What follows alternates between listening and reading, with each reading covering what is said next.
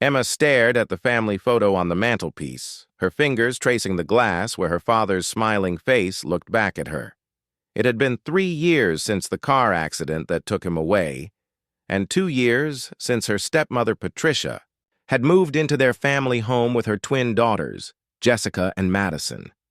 What started as a promise to care for Emma had slowly turned into something much darker.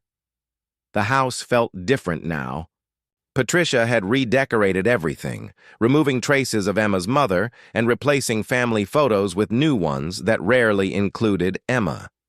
The 17-year-old girl had learned to make herself invisible, staying in her room and helping with household chores without complaint. She told herself it was temporary, that things would get better once she turned 18 in a few months.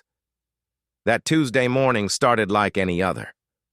Emma was making breakfast when Patricia swept into the kitchen, her phone pressed to her ear, and excitement dancing in her eyes. She was talking to her sister about some last-minute cruise deal, her voice getting higher with each detail.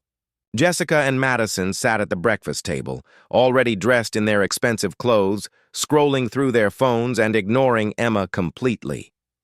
"The ship leaves tomorrow morning," Patricia said, ending her call. She turned to Emma with that fake smile she always wore when she needed something. "Emma, sweetheart, I have wonderful news. We're going on a Mediterranean cruise for 2 weeks. The girls and I need this time together, especially with everything that's been happening at school." Emma's heart sank, though she tried not to show it. She had been hoping for a family vacation, maybe something that would help them bond as a real family. "That sounds amazing," she said carefully. "When do we need to pack?" Patricia's expression shifted slightly, and Jessica let out a small laugh. "Oh, honey, you're not coming with us," Patricia said, her tone becoming more businesslike. "Someone needs to watch the house, and frankly, we couldn't afford another ticket on such short notice. You understand, right?" The words hit Emma like a physical blow. She gripped the edge of the counter to steady herself. What do you mean? Someone needs to watch the house? We've never needed that before when we went away for weekends." "This is different," Patricia said firmly. "It's 2 weeks, and there have been break-ins in the neighborhood. Besides, you're almost 18. It's time you learned some responsibility." Madison finally looked up from her phone. "Mom already explained everything to the school. You'll be marked as having the flu, so you won't fall behind." She said it so casually, as if Emma's education didn't matter at all. Emma felt tears threatening to spill, but she had learned long ago not to show weakness around Patricia. "What about food? Money for groceries?" she asked quietly. "There's plenty in the pantry and freezer," Patricia replied, already walking toward the stairs. "We need to pack. The taxi comes at 6 tomorrow morning." She paused and looked back. "Oh, and Emma, don't invite anyone over. I'll know if you do." The rest of that day passed in a blur of packing sounds from upstairs and excited chatter about the cruise. Emma sat in her room, staring at the algebra homework she couldn't concentrate on. She thought about calling her best friend Sarah, but what would she say? That her own family was abandoning her like she was some kind of burden? That evening at dinner, Patricia laid out the rules. Emma was not to leave the house except for emergencies. She was to keep her phone on at all times in case Patricia needed to check in. She was not to order any food or spend any money. The neighbors, Mr. and Mrs. Chen, had been told the family was all going away together, so Emma needed to stay out of sight. "What if something happens?" Emma asked. "What if there's an emergency?" "Don't be dramatic," Jessica said, rolling her eyes. "What could possibly happen in boring suburban neighborhood?" Patricia shot her daughter a warning look. "If there's a real emergency, call 911. Otherwise, you'll be fine." "You're a smart girl, Emma. This will be good for you." Emma nodded, not trusting her voice. She helped clear the dinner dishes, listening to Patricia and the twins excitedly discuss their cruise itinerary. They talked about ship shows, exotic ports, and shopping excursions. No one asked Emma what she thought about being left behind. Later that night, Emma lay in her bed listening to suitcases being dragged down the hallway and Patricia making last-minute phone calls about travel arrangements. Through her thin walls, she could hear the twins giggling about the boys they might meet on the ship. The house felt different already, like she was becoming a ghost in her own home. She thought about her father and how he used to tuck her in every night, promising that she would always be safe and loved. He had made Patricia promise to take care of Emma when he married her, believing he had found someone who would love his daughter as her own. Emma wondered what he would think about this situation, about how quickly his wife had pushed his daughter. Aside once he was gone, the next morning came too early. Emma pretended to be asleep when she heard them moving around, getting ready for their taxi. She listened to Patricia's heels clicking on the hardwood floors, to suitcases being rolled down the front steps, to car doors slamming shut. When the taxi finally pulled away, the silence that filled the house was deafening. Emma walked through the empty rooms, her footsteps echoing strangely. Patricia had left a list of chores on the refrigerator and $50 for absolute emergencies. Only! The pantry, which Patricia claimed was well-stocked, contained mostly expired items and random ingredients that didn't make complete meals. Standing alone in the kitchen where her family used to eat breakfast together, Emma finally let the tears fall. She was truly alone now, in a house that had never really felt like home since her father died. But as she wiped her eyes and looked around the quiet space, something inside her began to shift. Maybe being alone wasn't the punishment Patricia intended it to be. Maybe it was exactly what Emma needed to figure out who she really was and what she was going to do about her situation. The first 3 days alone in the house were strange and liberating at the same time. Emma found herself walking through rooms she had been subtly discouraged from entering.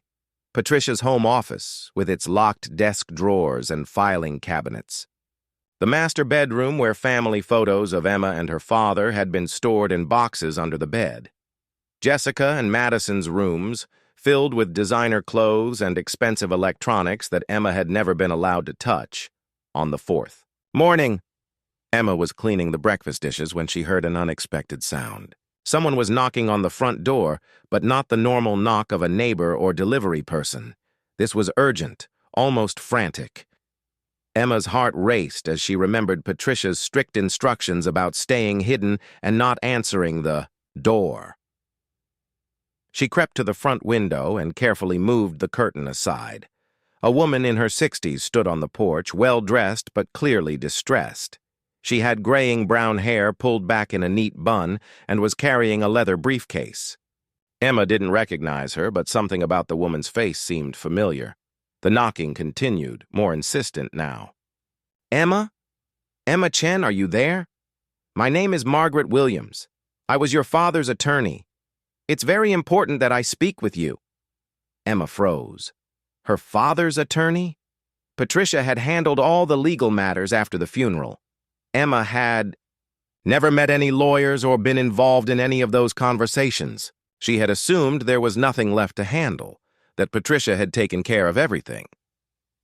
Against her better judgment, Emma slowly opened the door, keeping the chain lock attached.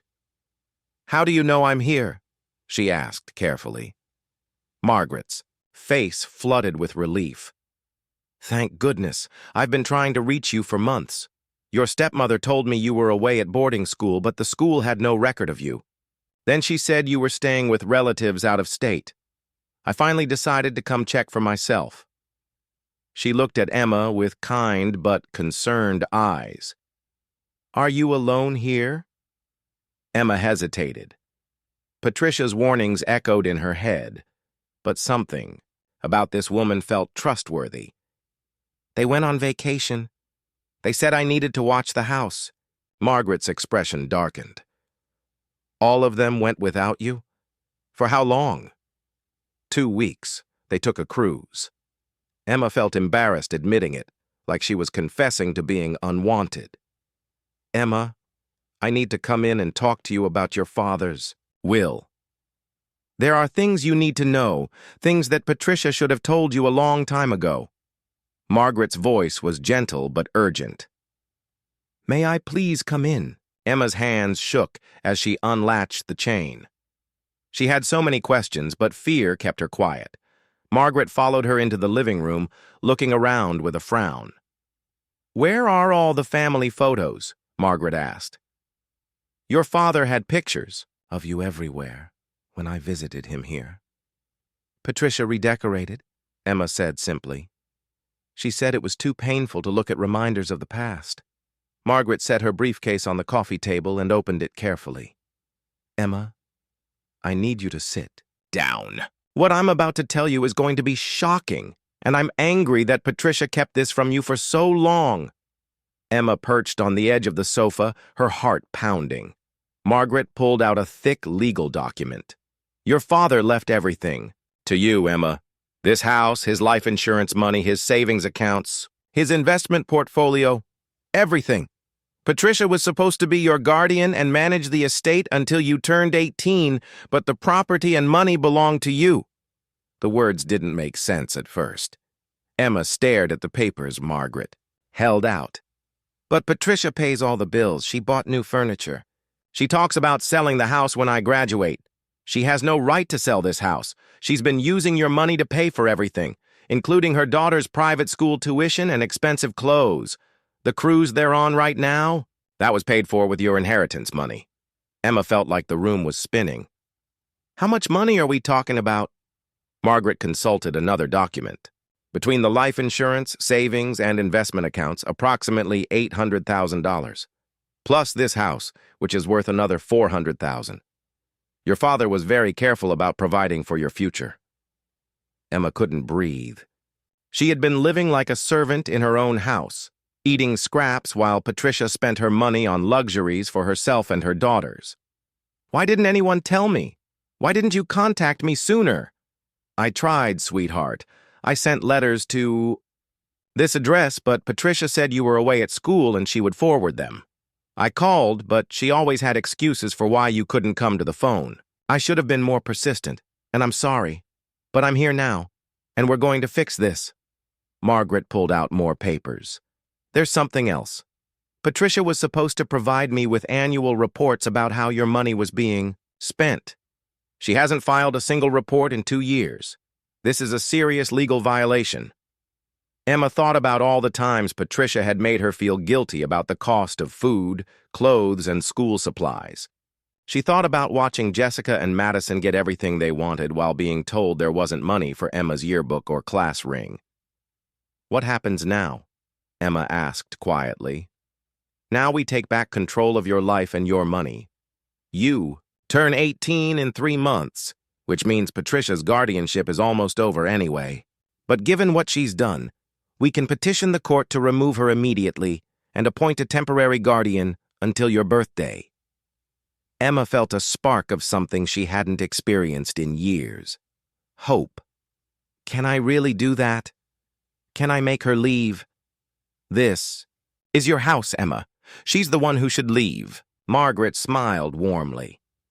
"Your father made very specific provisions in his will. He wanted to make sure you were protected and that you would have everything you needed for college and your future. He never intended for you to be treated like this." They spent the next 2 hours going through documents.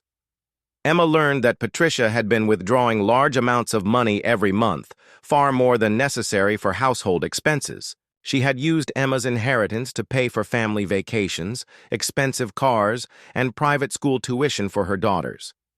"We need to act quickly," Margaret said. "I can file an emergency petition with the court tomorrow morning.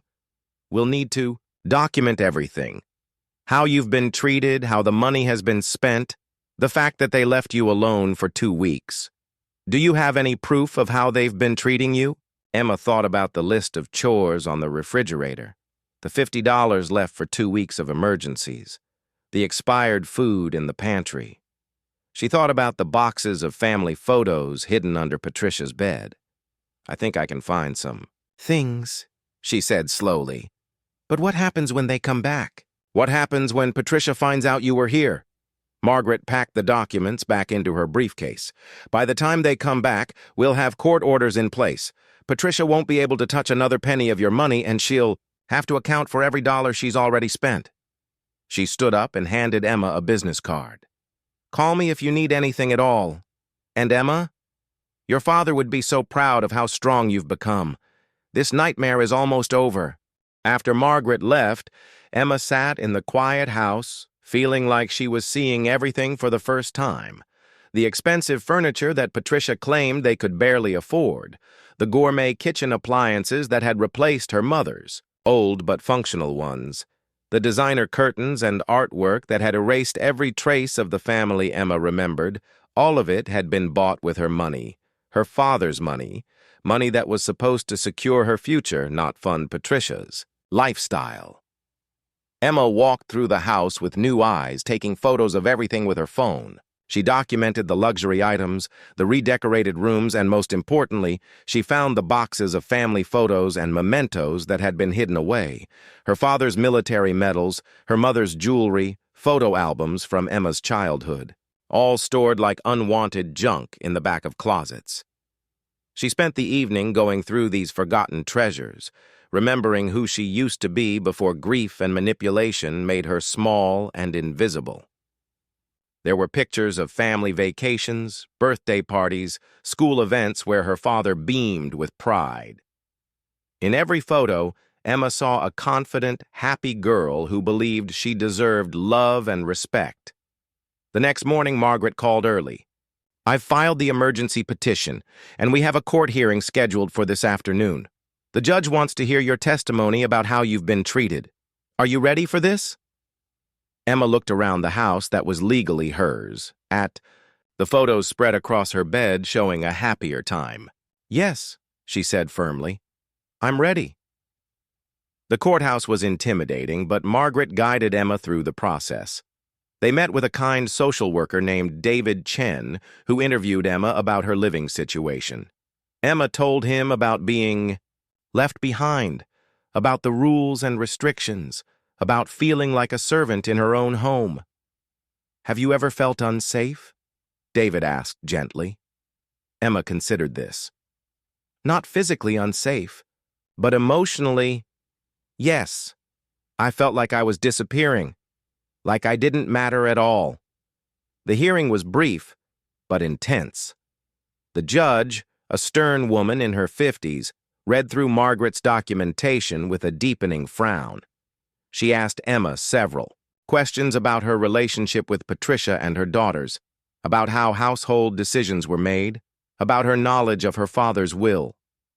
Your Honor, Margaret said, this young woman has been deliberately kept in the dark about her inheritance, while her guardian has spent hundreds of thousands of dollars without proper oversight. She's been treated as a burden rather than the rightful heir to this estate. The judge granted the emergency petition. Patricia's access to Emma's accounts was immediately frozen, and David Chen was appointed as temporary guardian until Emma's 18th birthday. More importantly, the judge ordered that Patricia would have to provide a complete accounting of how every penny of Emma's inheritance had been spent over the past 2 years. What about when they come back from their cruise? Emma asked Margaret as they left the courthouse. We'll be ready for them, Margaret replied. In fact, I think it's time you had some backup. Do you have any other family? Anyone who cared about your father? Emma thought for a moment. My father's brother, Uncle Mike. He lives about 3 hours away. Patricia said he was too busy to stay in touch, but he used to call all the time before. She trailed off, realizing that Patricia had probably been intercepting those calls too. That evening, Emma found her uncle's number in her father's old address book and called him. The conversation started awkwardly. Mike was surprised to hear from her after 2 years of no contact. Emma? Sweetheart, is that really you? I've been trying to reach you for months. Patricia kept telling me you were too busy with school activities to talk. Uncle Mike, Emma said, tears flowing freely now. I need help. Something terrible has been happening, and I just found out about it today. She told him everything, about being left behind, about the lawyer's visit, about discovering her inheritance had been stolen. Mike's voice grew angrier with each detail. I'm driving down there tonight, he said firmly. I never trusted that woman. Your father was too grief-stricken to see clearly when he married her, but I should have fought harder to stay involved in your life. I'm so sorry, Emma. Mike arrived at midnight, with his wife Aunt Sarah and their two college-aged sons, Emma's cousins Jake and Ben. Emma hadn't seen them since her father's funeral, but they welcomed her with the warmth she remembered from her childhood. For the first time in years, the house felt like it had family in it again. "This place looks nothing like it did when your dad was alive," Mike said, looking around sadly. "He had pictures of you everywhere. Your artwork from school, your soccer trophies, your mother's things. Where did it all go?" Emma showed them the boxes she had found hidden away. Aunt Sarah gasped when she saw the family photos, and Jake got angry when Emma explained how she had been treated. "Cousin, you're not going through this alone anymore," Ben said firmly. "We're family, and family takes care of each other." They spent the next 2 days preparing for Patricia's return. Mike contacted his own lawyer to make sure Emma's rights were fully protected. They moved Emma's belongings into the master bedroom, her father's room, which was rightfully hers. They put the family photos back up around the house and moved Patricia's expensive decorations into the garage. David Chen, the temporary guardian, visited daily to check on Emma and help coordinate the legal process. He was impressed by the family support system that had rallied around her. "It's clear that Emma has people who truly care about her welfare," he told Margaret. "This will strengthen our case significantly." Emma felt stronger each day. Having Uncle Mike's family around reminded her of who she really was, not the invisible, unwanted girl Patricia had tried to make her believe she was, but a loved daughter and niece with a right to her own life and inheritance. The day before Patricia was due to return, Margaret called with an update. "The forensic accountant has finished the preliminary review of the spending. It's worse than we thought, Emma. She spent over $300,000 in inappropriate expenses, luxury items, vacations, private school tuition for her daughters. None of it was for your benefit or necessary household expenses." Emma felt sick but also vindicated. She had been living on scraps while Patricia spent her inheritance on luxuries for herself and her daughters. "What happens next?" she asked. "Tomorrow, when they return, Patricia is going to find out that her world has completely changed," Margaret said with satisfaction.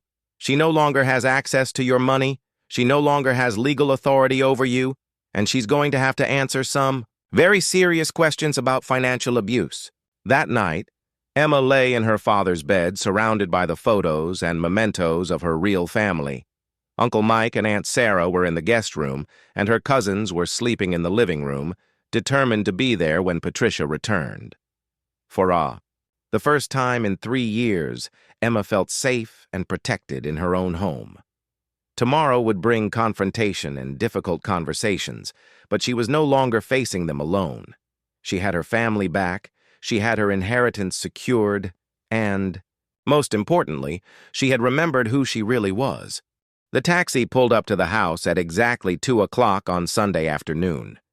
Emma watched from the living room window as Patricia, Jessica, and Madison climbed out, their faces glowing with vacation tans and their arms full of shopping bags from expensive cruise ship stores. They were laughing about something, clearly having had the time of their lives spending Emma's inheritance money on their Mediterranean adventure. Patricia's laughter died the moment she saw Uncle Mike's car in the driveway. Her face went pale, and Emma could see her saying something sharp to the twins, who immediately stopped their cheerful chatter and looked worried. Emma's heart was pounding, but she felt stronger with Uncle Mike standing beside her and Aunt Sarah, holding her hand. Jake and Ben flanked the family group, ready to provide support if things got ugly. The front door opened, and Patricia walked in first, her eyes immediately scanning the room. She stopped dead when she saw the family photos back on the mantelpiece and the expensive artwork she had purchased stacked in boxes by the door. "What is the meaning of this?" Patricia demanded, her voice tight with controlled anger. "Mike, what are you doing here?" And Emma, why aren't you in your room? Actually, Patricia, I think you'll find that Emma has every right to be in any room she chooses, Margaret said, stepping out from the kitchen where she had been waiting. This is her house, after all. Jessica and Madison crowded behind their mother, still dragging their expensive suitcases. They looked confused and frightened by the tension in the room. "Who are you?" Patricia snapped at Margaret. "I don't know what kind of game you people are playing, but I want you out of my house, immediately." "This isn't your house," Mike said firmly. "It never was your house. And I'm Emma's uncle, in case you've forgotten. You know, the family member you've been keeping away from my niece for 2 years. Margaret stepped forward with her briefcase. "Patricia Mills Thompson, I'm Margaret Williams, executor of Robert Thompson's will. I've been trying to contact you for months about irregularities in your management of Emma's inheritance." Patricia's face went from pale to flushed red. "I don't know what you're talking about.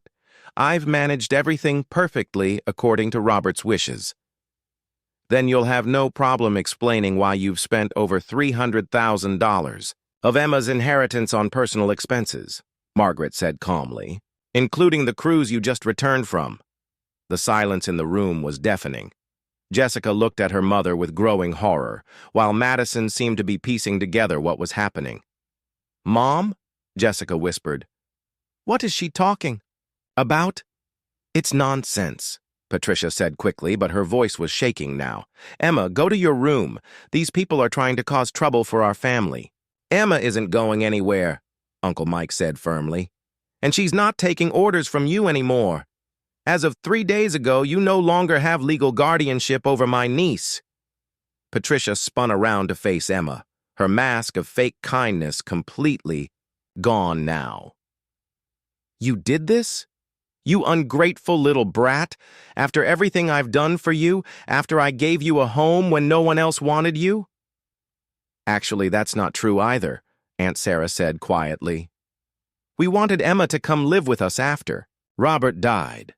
You told us she needed stability and familiar surroundings. You convinced us that you loved her like your own daughter." Emma found her voice stronger than it had ever been. "You never loved me like your own daughter. You treated me like a servant while spending my father's money on yourself and Jessica and Madison. You made me believe I was a burden that I should be grateful for scraps." "How dare you speak to me that way?" Patricia shouted. "After I kept a roof over your head and food in your mouth?" "With her own money," Margaret interjected. "Money that belonged to Emma, not to you. Money that was supposed to be managed for her benefit, not yours." Patricia turned to her daughters, who were now crying and clinging to each other. "Girls, don't listen to these lies. Emma is just upset that she couldn't come on vacation with us." "Mom," Madison said through her tears, "is it true?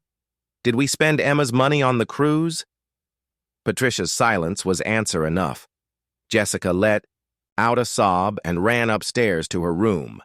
Madison stared at her mother with a look of betrayal that cut through everyone in the room. "I need to see financial records," Margaret said, opening her briefcase again. "According to the court order, you have 24 hours to provide complete documentation of every expenditure you've made using Emma's inheritance." "Court order?" Patricia's voice was barely a whisper now. David Chen, the temporary guardian, stepped forward from where he had been quietly observing. "Patricia, I'm David Chen from Child Protective Services. I've been appointed as Emma's temporary guardian while the court investigates allegations of financial abuse and neglect." Patricia sank onto the sofa, her face in her hands. "This can't be happening. Everything I did was for the family. I was trying to give the girls opportunities to make a good life for all of us." "At Emma's expense," Mike said angrily. "While you were giving your daughters opportunities, you were stealing Emma's future, her college fund, her security, her inheritance from her father. All of it used for your family's benefit while she was treated like she didn't matter." Emma looked at Patricia, this woman who had promised her dying father that she would love and care for his daughter. "Did you ever care about me at all? Or was I just an inconvenience you had to tolerate to get Dad's money?" Patricia looked up, and for a moment, Emma saw something that might have been genuine regret in her eyes. But it was quickly replaced by defensiveness. "I did my best in a difficult situation," Patricia said. "Raising someone else's child while grieving my husband and trying to provide for my own daughters. It wasn't easy for any of us." "But you had resources," Margaret pointed out. "Emma's inheritance was more than enough to provide well for all. 3 girls. Instead, you chose to exclude Emma from family activities, limit her opportunities, and make her feel unwanted in her own home." Madison was still crying, and she suddenly walked over to Emma. "I'm sorry," she whispered. "I didn't know. I thought Mom was just being strict with you because you weren't her real daughter. I didn't know we were using your money." Emma looked at this girl who had been raised as her sister, but treated as superior. Madison was only a year older than Emma, and she had been manipulated by Patricia's lies too, just in a different way. "I know you didn't know," Emma said softly. "But now you do. Now we all know the truth." Margaret began laying out legal documents on the coffee table. "Patricia, you have some serious decisions to make.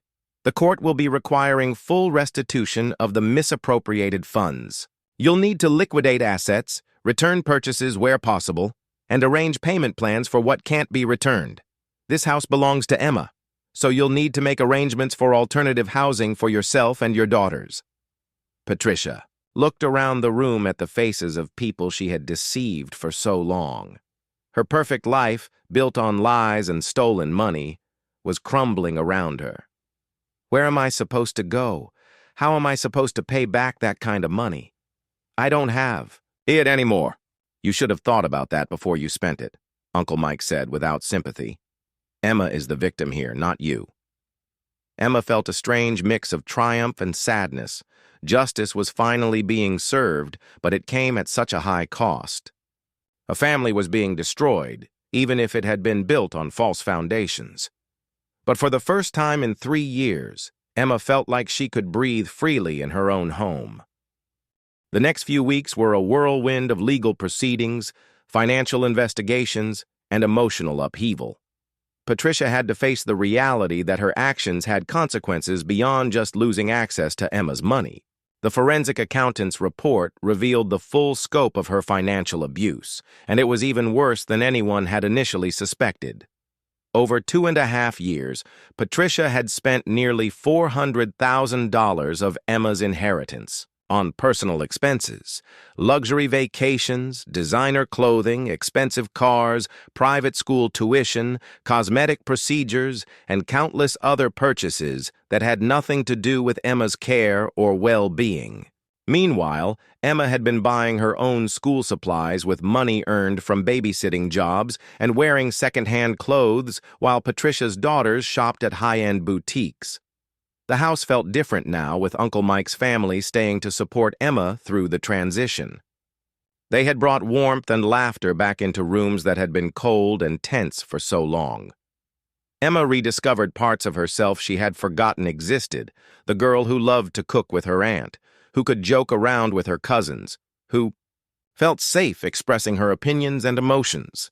Jessica had been devastated by the revelations about her mother's actions. She spent most of her time in her room, refusing to speak to Patricia and apologizing repeatedly to Emma. Madison, on the other hand, seemed to be processing the situation differently. She began helping Emma sort through the hidden boxes of family, mementos, asking questions about Emma's parents and the life they had shared in the house before Patricia arrived. "I remember when Mom first brought us here," Madison said one afternoon as they looked through photo albums together. "You seemed so sad, and Mom said it was because you missed your dad. But she also said you would get over it and learn to accept us as your new family." Emma studied a photo of her father teaching her to ride a bike in their backyard. "I wanted to accept you as family, but I never felt like I was accepted as part of yours." "I think I understand that now," Madison said quietly. "Mom always made it clear that Jessica and I came first. She said it was natural because we were her blood daughters, but that wasn't fair to you. This was your house first." The conversation was interrupted by Patricia calling Madison downstairs. She had been spending most of her time on the phone, with lawyers, trying to figure out how to manage the financial and legal mess she had created. The court had given her 30 days to vacate the house and 60 days to begin restitution payments. Emma found Patricia in the kitchen, surrounded by financial documents and looking older than her 45 years. The stress of the situation had taken a visible toll, and for the first time, Emma felt a flicker of sympathy for her stepmother. "Emma, I need to talk to you," Patricia said without looking up from her papers. Emma sat down carefully, still wary despite Patricia's defeated appearance. "I know you have no reason to listen to me or believe anything I say," Patricia began, her voice hoarse from crying and stress. "But I need you to know that I never intended for things to go this far. When I married your father, I really did care about you." Emma waited, not sure what to say. "After he died, I was overwhelmed. I had my own grief to deal with, plus 2 teenage daughters who were struggling with the move and the new family dynamic. When I saw how much money Robert had left, I thought I could use some of it to make life better for all of us. Just a little at first, for things I convinced myself we all needed." "But it wasn't a little," Emma said quietly. "And it wasn't for all of us. You spent my college fund on Jessica's private school tuition. You spent money meant for my future on vacations I wasn't invited to." Patricia nodded, tears streaming down her face. "You're right. Somewhere along the way, I stopped seeing you as my responsibility and started seeing you as an obstacle. Someone who reminded me that this wasn't really my house, that this money wasn't really mine to spend freely." She looked up at Emma with genuine remorse. "I turned you into the outsider because it made it easier to justify what I was doing." Emma felt her own eyes fill with tears. "I just wanted to feel like I belonged somewhere. After Dad died, I had no one except you and the girls. When you started treating me like a burden, I believed that's what I was." "You were never a burden," Patricia said firmly. "You were a grieving child who needed love and stability, and I failed you completely. Your father trusted me to take care of you, and instead I took advantage of the situation for my own benefit." They sat in silence for a moment, both crying for different reasons. Emma for the years of feeling unwanted, Patricia for the magnitude of her betrayal. "What happens now?" Emma asked. Patricia wiped her eyes and gestured to the papers spread across the table. "I have to pay back every penny I spent inappropriately, plus interest and court costs. I'll have to sell my car, cash in my retirement accounts, and probably..." 6 months later, Emma's 18th birthday arrived on a crisp spring morning filled with possibilities she had never dared to imagine during her darkest days with Patricia. She woke up in her father's bedroom, now truly her bedroom, to the smell of pancakes and the sound of laughter from the kitchen below. Uncle Mike's family had stayed for 2 months after the initial crisis to help Emma adjust, but they had returned to their own lives with promises to visit often and the knowledge that Emma was finally safe and secure. The house felt peaceful now, filled with the kind of warmth Emma remembered from her childhood. Patricia had been living in the garage apartment for 4 months, and the arrangement was working better than anyone had expected. She had found a job as an office manager at a local business, making a fraction of what she used to spend on luxuries but enough to pay rent and contribute to the restitution payments. More importantly, she was attending counseling to understand how her grief and entitlement had led to such devastating choices. The relationship between Emma and her stepfamily was still complicated, but it was honest now. Patricia no longer tried to pretend they were one big happy family, and Emma no longer felt obligated to be grateful for basic human decency.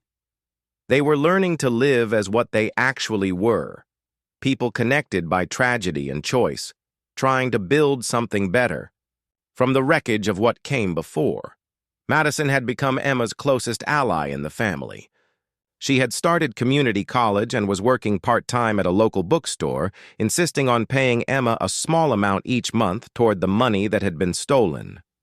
More than that, she had become the sister Emma had always wanted, someone who listened without judgment, who remembered Emma's birthday and favorite foods, who asked for advice and offered support. Jessica's journey had been harder. The revelation about her mother's theft had shattered her sense of identity and left her struggling with guilt and anger.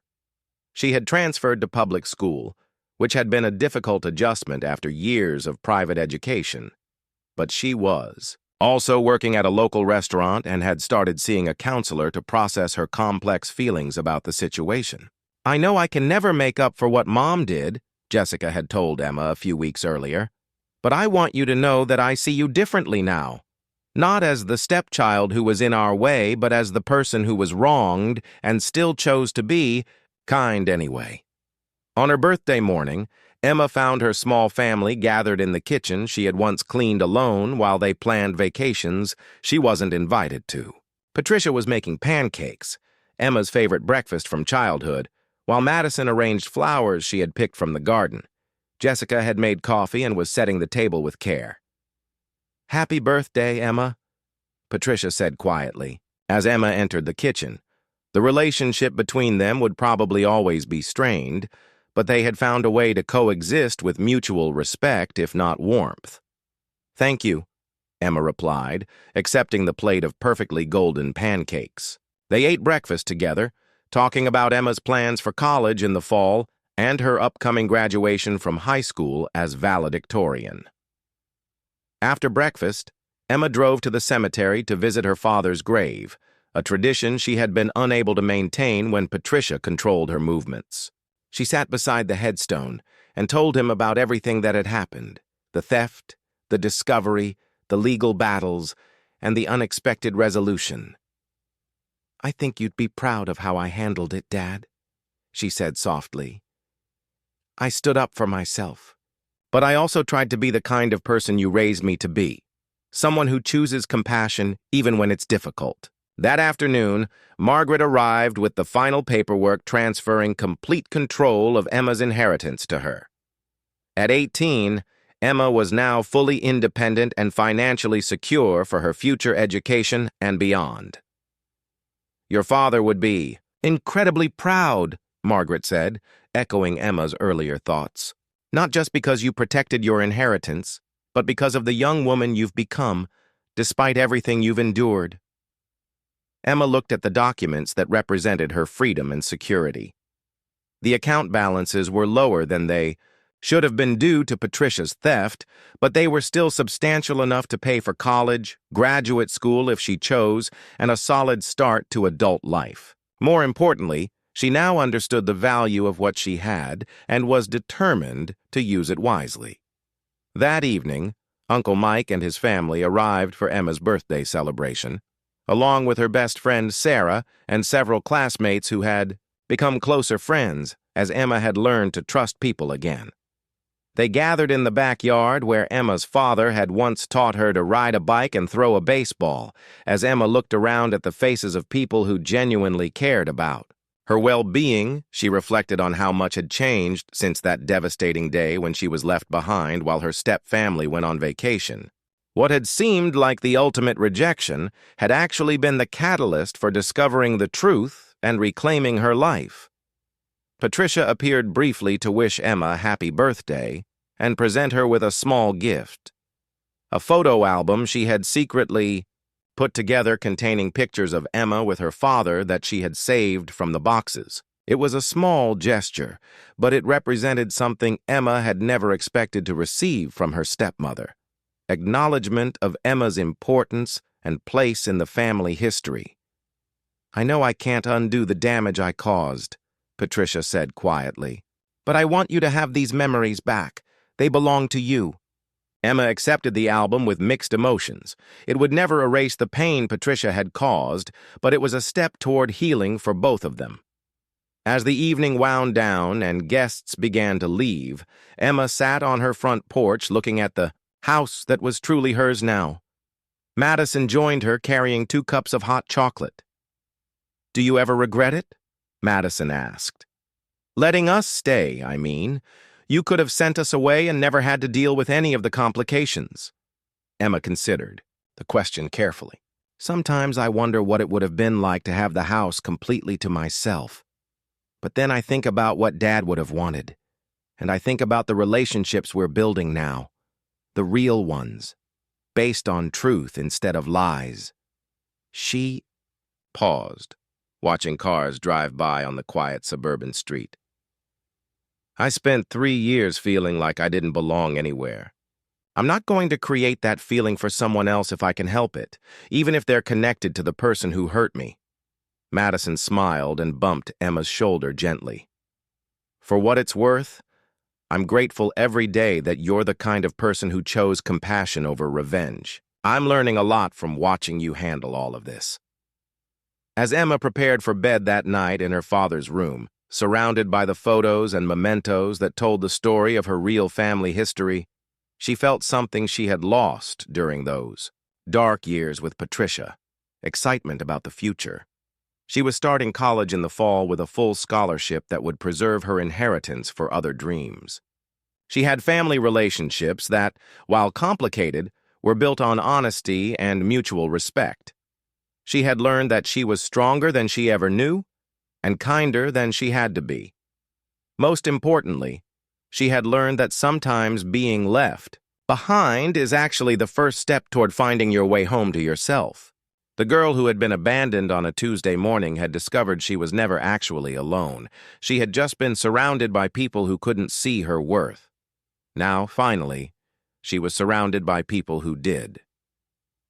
Emma fell asleep that night, not as the unwanted stepchild who lived on scraps and gratitude, but as a young woman who owned her own home, controlled her own destiny, and had chosen to build something beautiful from the ashes of betrayal. Her father's legacy lived on, not just in the money he had left her, but in the values he had taught her and the strength she had found to honor them even in the darkest times.